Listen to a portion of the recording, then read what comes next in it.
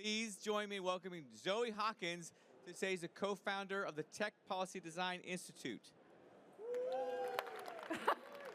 Guys, I'm loving the energy for the end of day 3 of the conference, so thank you so much for sticking with me. This is me, introductions.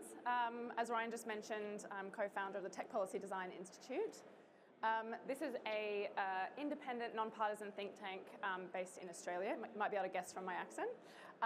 And today I'm going to talk to you about 3 ideas. And I'm going to stand up here in case that helps. I don't need the chair. I'm going to walk around.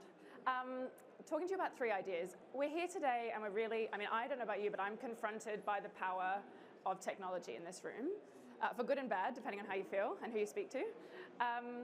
But one of the things that's really important to me that I want to speak about today is the fact that technology isn't self-determining. We and everybody in this room is every day, every conversation that we're having now is actually defining it, shaping it, building it. And so this idea of proactively designing technology and that it's not predetermined is something I'll speak about. The second thing is that technology policy, which is a very broad concept, but it's very relevant here today when we're talking about geopolitics and national security, international security, is everybody's business. And it's probably, I'm glad that this is an open access event. It does actually open up this conversation to more people, which is brilliant.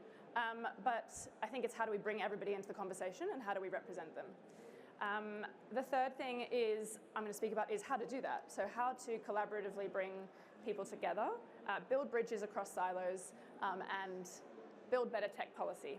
So the Tech Policy Design Institute, which I'll speak to briefly, the SCSP team have asked me to speak a bit about my organisation and I guess how I came to founding it. And I can share some reflections on that. A few different ideas up here, and I'm just going to move this because I'm going to trip over it. I need to free range. Okay, so a bit about it because I don't expect everyone to have heard of the Tech Policy Design Institute. We're relatively new, incubated in the Australian National University for 3 years, and we've just spun out as a new not-for-profit.